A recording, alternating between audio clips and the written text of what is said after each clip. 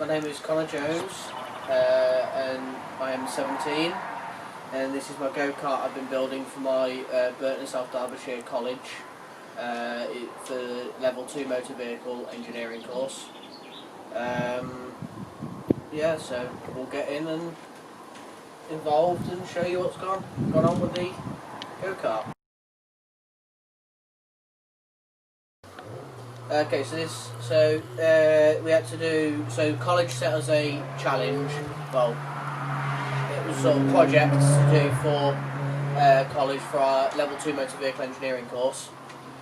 So this is the outcome of our project here.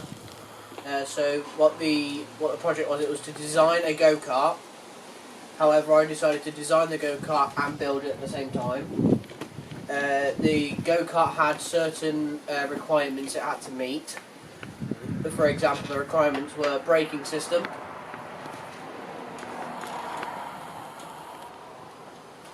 and then it had to be chain driven as well. We'll go into more detail in a second and show you all the other individual parts as well. The chain had to be adjustment as well, had to be adjusted for tension. We had to have some toe in, steering and toe out, so we used track rod ends. And had to have a chain guard as well, which is also shown around here. And then bumpers, the bumpers we have for the go-kart are removable, so it can fit into a trailer we have for it, and yeah.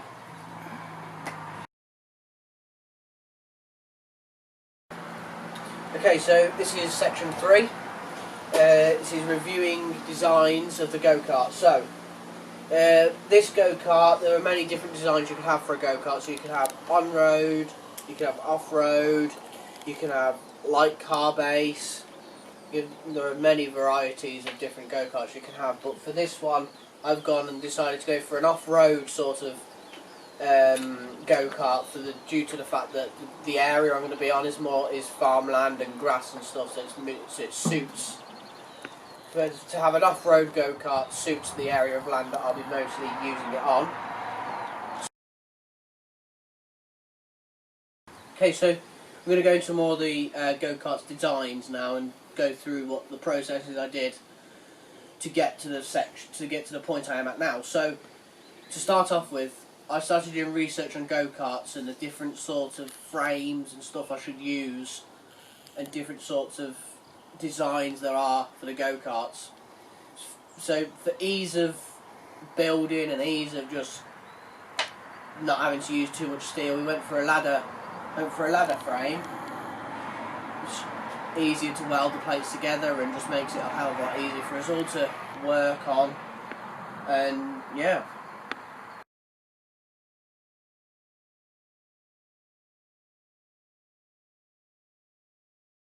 So for the power of how the kart's going to move, we decided to go for a standard petrol engine, a GX 240, 8 horsepower.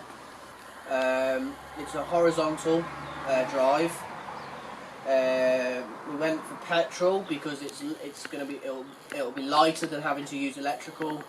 Because with electrical you'd have to have batteries, you have to have loads of batteries and stuff. However, for just the engine, and parts for the electrical as well. But however, for the engine, all you need is just petrol and the engine really. And also with the engines, you can get loads of compatible parts that are still around that you can change and flip around. For example, you can get different exhausts for your engines, but if you're doing electrical power, you'd just be able to change the motor. Okay, so for the next part of this section, we're going to talk about donor vehicles that we use. So for this go-kart, we decided to buy a secondary donor vehicle that we're going to use most of the parts off where possible. For example, we used all 4 tyres off an old ATC quad bike.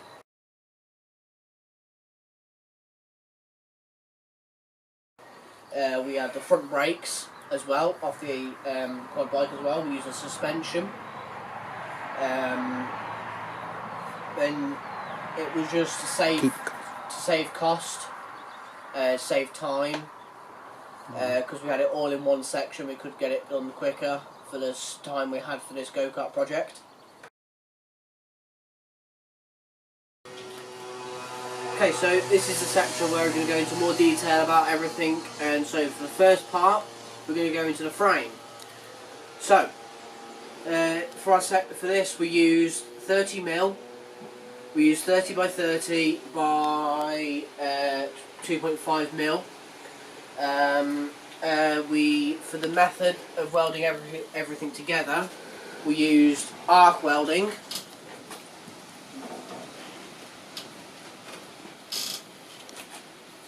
And for strengthening pieces, we used a 40 by 30 steel bar, which is just that. This is to strengthen certain sections of the go-kart to make sure these are all, so it doesn't have any flex in it as we're going along, to make sure none of the frame breaks.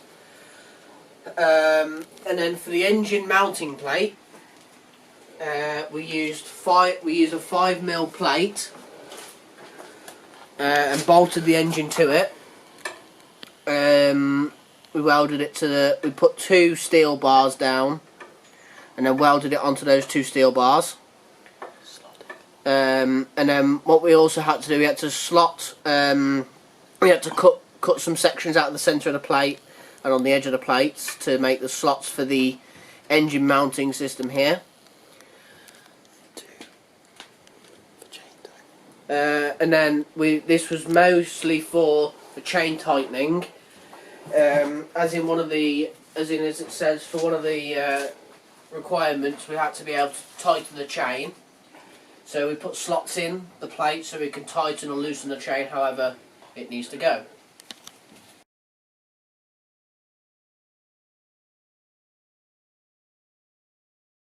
Okay, so for this section we're going to be talking about the engine and the driving system. So we've used a second-hand GX 240 Honda 8 horsepower engine. So if we move around here, we can show you the driving system. So we've used a CVT. Taken off the cover. We've taken off the cover so we can show you the CVT properly.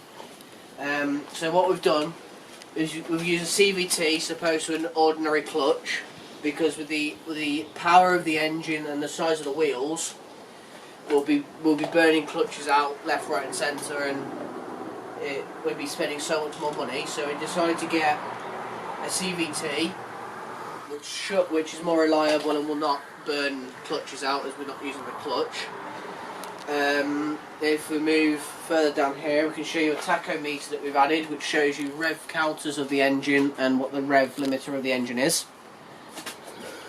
And then to the right hand side here, there's a switch which turns the engine on and off.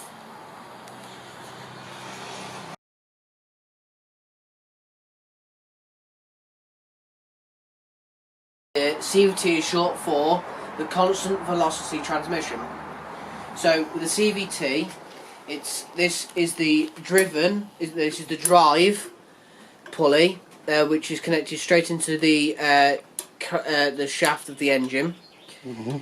And then if we come down here, this is the driven, which is on a lay shaft, which is then driven. And then if you come round just behind it here, you can see a 10-tooth sprocket, which is run on a 420 half-inch chain, normal motorbike chain that is used here, which then goes into a bigger sprocket down the bottom, which is a 52-inch, which is a 50-tooth chain sprocket.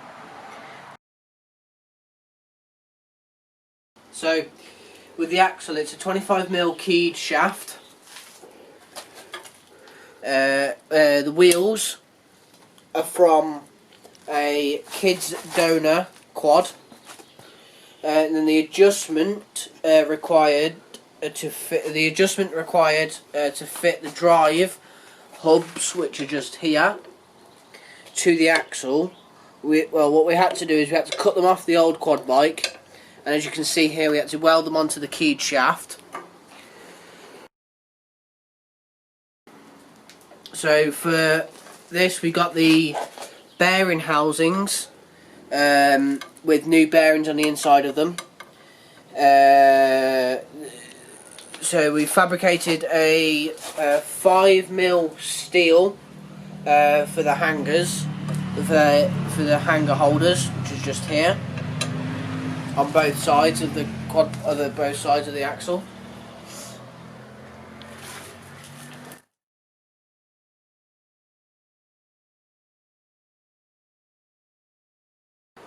Okay, so one more thing on the axle, we have axle collars, which is stopping the shaft, which is stopping the driving shaft from moving left and right through the bearings, stopping the lateral movement of left and right.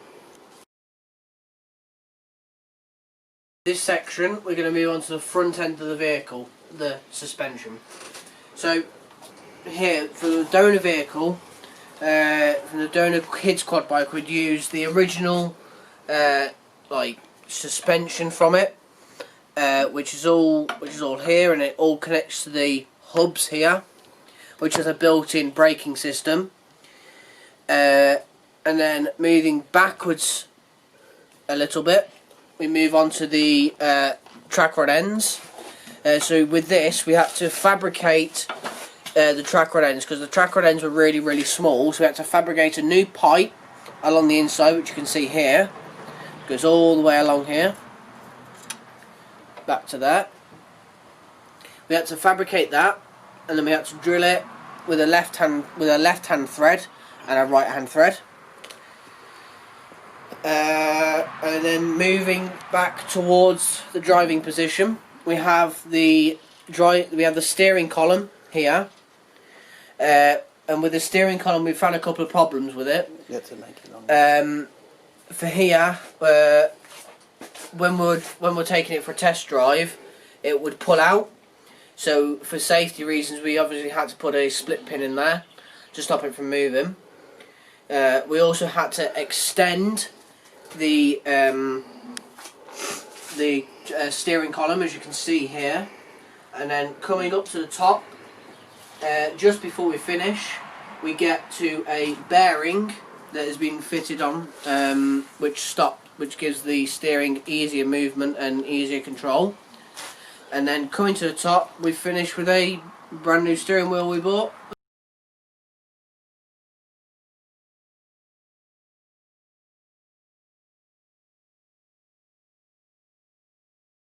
So now we're going to move on to the next section, which is about the seat. So we bought a brand new seat. I'm going to show you how it all works and everything about the seat. So the seat, we have it set up for people that are 6 foot, between 5 and 6 foot. And yeah, so how to move the seat forwards. What we have to do, there's a lever on the right hand side, you pull it outwards and then you just scoot the seat forwards and let go, and it's in the position you need it to be. Or if you want it to go further backwards, you scoot it backwards, like that.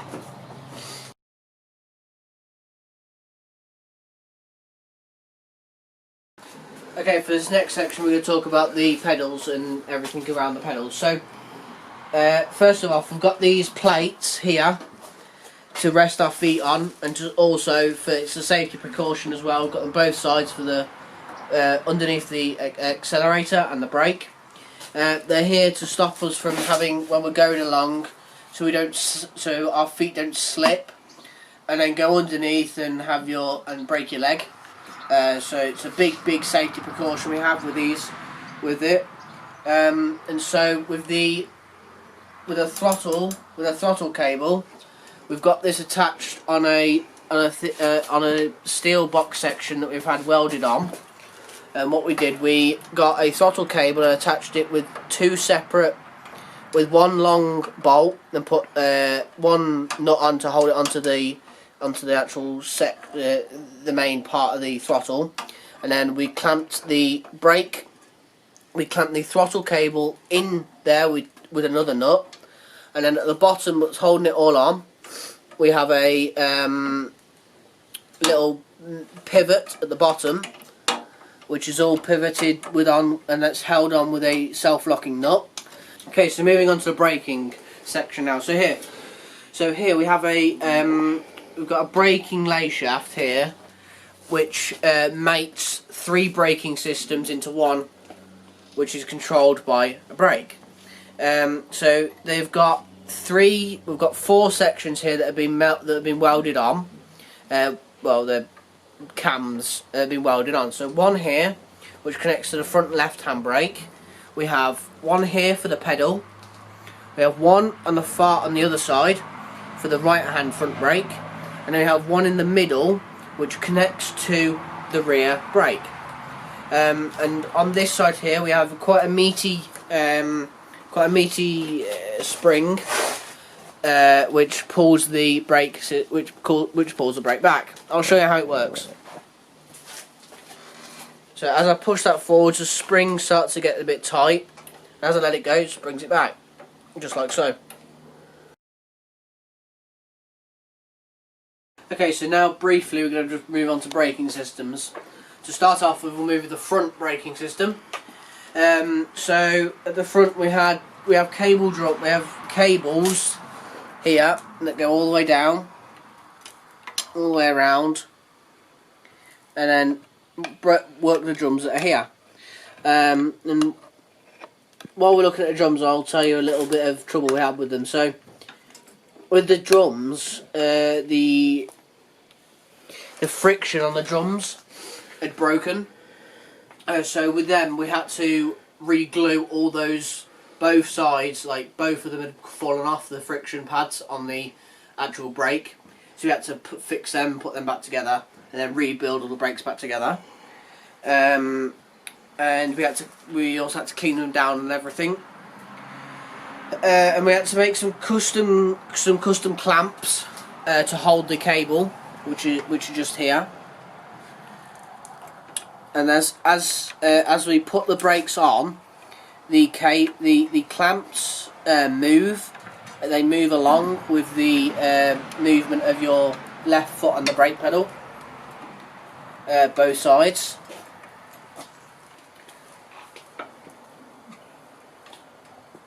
And they're all connected via this shaft here. Okay, so now moving on to the rear brakes.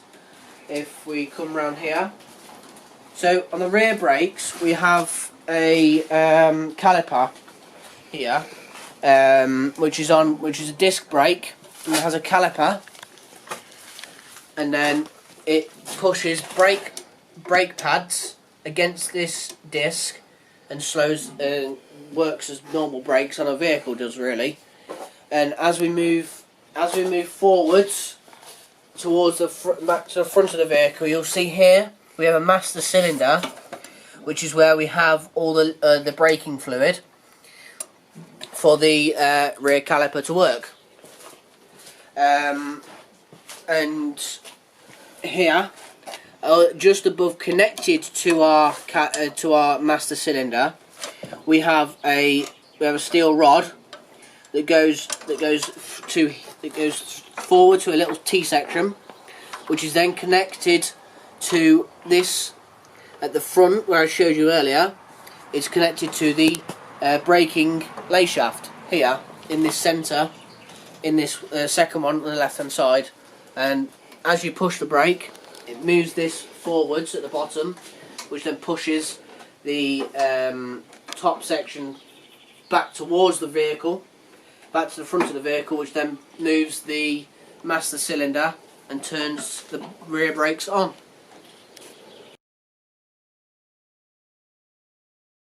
Okay, so thank you for listening about my go-kart project. We've come to the end of looking at it now, and there's going to be some videos for you to watch of the go-kart in use.